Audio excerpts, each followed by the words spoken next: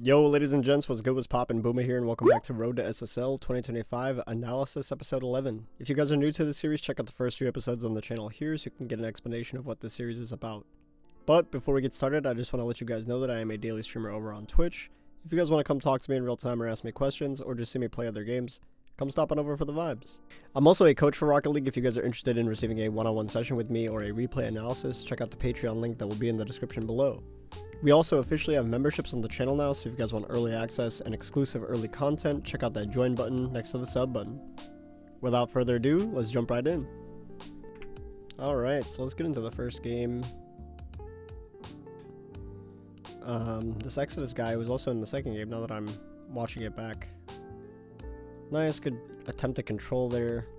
I know that guy's just gonna go, so there's no reason for me to force 50. Just make sure I lose it back to my teammate. Not the best first touch that I want. Nice, team is grabbing the boost. Almost gets bumped by a zero boost player. Is a little scary. Going for a pinch there. So let's cut to the opportunities, right? So this right here is wide open, by the way. Just so you guys know. I want everyone to see this. So especially when you're forcing a ball out like this, he literally just needs to either leave it for me so I can, touch it into space over here, anywhere over here, and then we can rip a shot. And he touches it back onto the line where the opponent can get it. So now I'm forced to catch and go for a flick when I can't get the ball settled in time. So squandered opportunity from us. Those are the kind of things where it's I feel like I should just be way more assertive in how I position, even if I have to bump my teammate out of the way, because it's a free goal. So those are the things that will really make a difference in all these games. Yeah, so in this kind of spot, I'm waiting for Gusher Boy to get his pinch off, and I know, just playing a bunch of ones recently, I know people are just gonna chase up the backboard here, and he somehow doesn't get the demo. I'm not sure what his camera's looking at, but he ends up just going above me. He's trying to predict where I'm gonna go, and I'm just not gonna do anything anyway. So this creates a 2v1 scenario where we speed it up and give Fabio a problem early. I'm threatening a flip reset, so he kind of has to go all the way back, and then my teammate did a pretty good job of just recognizing that I didn't have another, and I'm out of boost, and so he just speeds the ball up. Two cars can speed the ball up way faster than one, so efficiency and good job from teammate there. Efficiency in the counter attack and those 2v1 scenarios. I'm not really sure how he doesn't get free here. I need to take a look as well, because this should be a free ball for him. He gets 100 boost. We continuously do this at this rank where it's we don't speed up. You want to get that first touch as quick as possible, and as soon as he slows down, you allow the player behind to just disrupt or demo you, if that's the case. But let's skip ahead a little bit. So we got a 2v1 scenario here again. I just know Gusher Boy is going to touch away. So now, as soon as I see something like this is drilled into my brain from thousands and thousands of hours in this game. As soon as I see this, I'm looking at Gusher Boy here. I'm not looking at the ball. I know where the ball is. I know what kind of touch I'm going for. I'm just looking at Gusher Boy. And in this spot, he's overcommit. And he's still boosting forward. This is not going to bounce off the wall. It's going to roll up the wall. And he's still going for a double. So I'm like, okay, speed up. And let's get this first touch as soon as possible. And it's actually ends up being a good bait as well for Fabio, because he for some reason thinks I'd hit this away. So as soon as I bait him in, I play the ball off to my teammate, which in reality, in a perfect situation, I wish he would just stay a little central. You can see he's wiggling left and right. If he spaces out just a tiny bit more to the right, so realistically, I don't have my drawing tool right now. If he's just here, which like I said, the pads are always a great indicator on where to position. If he's just on the straight line path right here, now he can jump and shoot. He can shoot this far left before this guy even gets back. So I have to go for the demo because my teammate is late. And if I don't get that demo, that guy's saving the ball. So that's one of those situations that's it's kind of scary, and it's kind of troll at this rank. So if you guys are actually GC2 players and you need help getting out, avoid stuff like that. You get freebie goals a bunch at this rank, it seems like, and it really just matters who puts them away. This is a very good play from him. He's kind of just laying the pressure down, and then he ends up taking this guy for a walk, and then he's immediately chasing the other player. So I get a 1v1 ISO for a while, And like I said in the original recording, my shot was kind of troll because I'm giving him a chance to save it, but you know, it is what it is. He got bumped pretty hard by my teammate. But yeah, not really much to learn there. You know, our strategy is still working, so let's keep it consistent. That's another thing where it's like, I try to tell people not to overthink things as well. If you are winning games, then, you know, most of the time you're doing something right.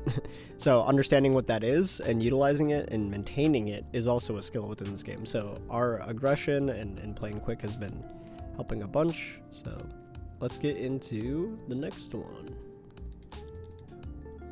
This is a game with Chronic. It was a little rough at the start. You could see how many, you know, we conceded 2 goals and then we have 4 saves after that, or like 4 opportunities after that, and 4 saves from the other team. So, you know, it was just a rough, very rough start to the game. Like, this is the kind of stuff where you need awareness, right? Like, especially if you're in Chronic's position. Exodus is, like, out of the play and gone. Or, like, trying to chase. He's underneath. So, in this spot, the scariest thing to them would be, like, a bang, or if I were to just jump and shoot. Right? Like, Exodus has no information, I bet. Yeah, absolutely no information of where I'm at. So, this would have been very, very easy for me to just single jump and shoot over both of them.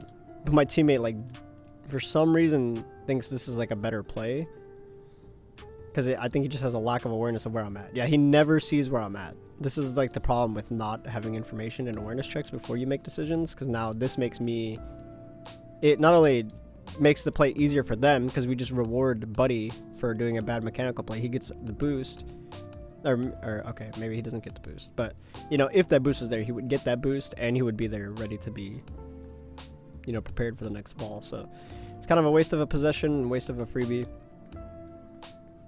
And again, he just keeps going. It's like we don't have the awareness of, you know, where our teammates at, so we don't know if we're setting them up or not. We don't know if we're creating a good play. This is a very good play. We have a 2v1 right here. If he just leaves it, so why rush in this spot? He could leave this ball and go for a bump, or he could leave this ball and I could just shoot it. But he continuously hits it away from me and speeds up their counterattack while he overcommits himself. So that's kind of a massive problem at this rink as well. It's the lack of awareness. Let's get into the goals. So I remember saying this one, you know, I kind of just got like frustrated that he like is continuously forcing bad. So I tried to get in front and reverse Uno. Like, I'm trying to hard win this 50 up the wall for myself so I could have a 1v1 with Exodus, but I end up like taking the worst 50 of my life and then I get dunked. So that's just me joining in the stupidity of forcing too much. This is a really good idea from what he did. He just needs to hit this pass a lot harder, which he didn't wrap the angle enough to get it. So I'm just not going to commit to something like that unless it's done at pace, right? So now I got to defend here, which we get scored on. So I'm thinking here, like last time I saw Chronic, right? He is now back and I know he's going to have boost. So I'm like, okay, if he just goes backboard, I'm going to force high, right? Because that's all this guy's threatening right now. He can't go low. He can't go under me. He can't fake. You know, if he fakes, he's going to go straight to teammates. So he's trying to play the outplay vertically, which he does. I successfully get him to use his flip reset, and then I see my teammate is on the goal line. Like, it's the worst thing. And he, not only that, he slows his entire momentum. So it's one of these spots where it's like 100 boost for what? You know, this player that has 1-2 pennies is always going to beat you to that. And look, it's not even like a difficult shot. He just double jumps up, matches the elevation of the ball, and then slot down. So those are frustrating goals to concede right at the start of a game, just because, you know, we're playing with our brain off. This is just like such an awkward like play from them. They're like leaving it or faking it, I guess. Everyone wants to jump for that kind of read too for some reason. As soon as the ball goes like pinching a billion miles per hour. Does nothing to force this ball out, so I'm just waiting. Now I get a free possession one-on-one with Buddy. He was a little close there, so I tried to rip a shot, try to force a problem early. You know, force him to make a save that burns boost, so not a bad play. This, I should not be this close. I'm just like getting involved in the in the bad stuff. Oh, and yeah, we both miss open net here as well too. Now this is just unfortunate. Like, I can't get the speed that I want because I'm like confused by this, and then my touch is like not great. If the touch was out into the infield, like it'd be a lot easier for me to slot that, but I don't have enough boost to get my speed up and wrap the angle for the momentum, so that's about as best I could do, is get it in front, and then teammate also just kind of whiffs it as well because he's late and uses bad technique with 0 boost. So, but I mean, we end up getting the goal anyway. They end up rushing a 2v1 which I'm just never falling for the bump there. And this player, again, is not even like aware of where I'm at.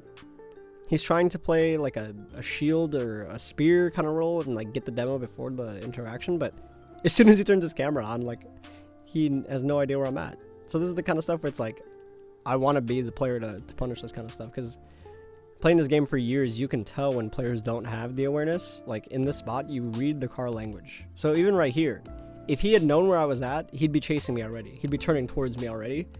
So I know I'm safe to cut in. And then this is where he first sees me.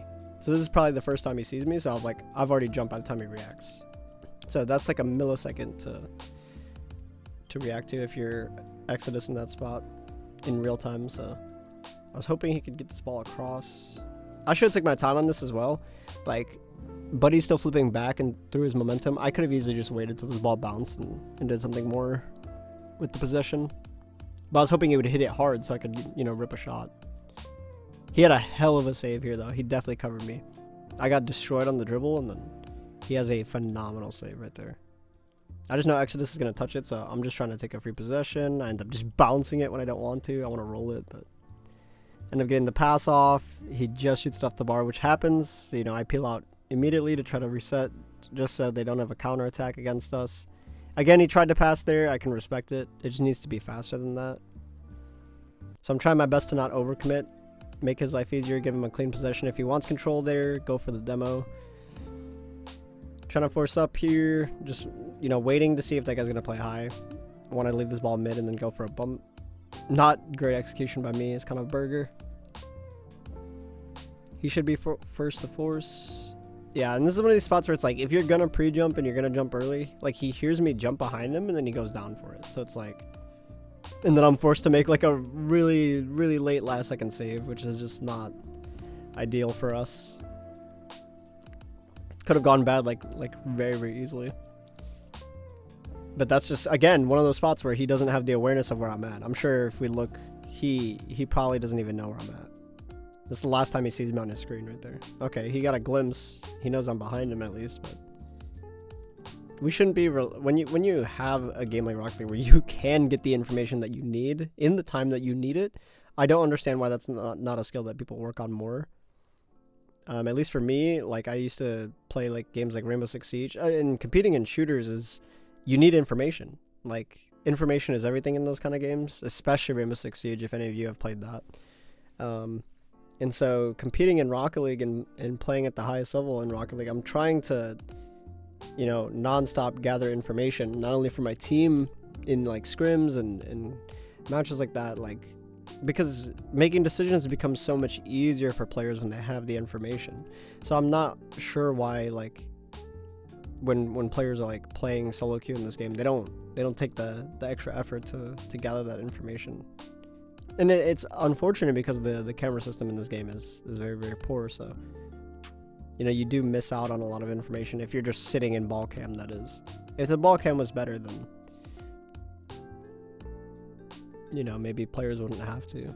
Alright, I'm yapping too much. Let's get to the next the next plays. So this was like, I just wanted to try to take a 50. You know, like in the spot, I'm not really trying to score. I'm trying to get them to force a save or force a bad 50. And I never expect the guy, like they're both backboard in the spot. It's such awkward defense, and the guy is like jumping from across the backboard, which is not an optimal challenge. You know, if I grab a reset or something there, be huge 50, and then all his boost is gone, and my teammate also rewards him with 100. But I'm there to cover that kind of thing because I know that these players are just going to grab the boost and turn and go immediately again. So take my time. This guy's rushing in super early for a 50, so I don't have to do much. I just kind of like peel away a little bit and then take a low 50. He ends up flipping into it like really bad without thinking. And then I thought I might be able to shoot it, but I also forgot, you know, because we're not adjusting to how our teammates playing. I never thought he'd be this close because the entire game, like, we were pretty much going at it like solo. We weren't working as a team, so but hell of a shot from him to win the game for us. So well done, way to be there. That's the follow-up that should be a defaulted thing in 2v2, right?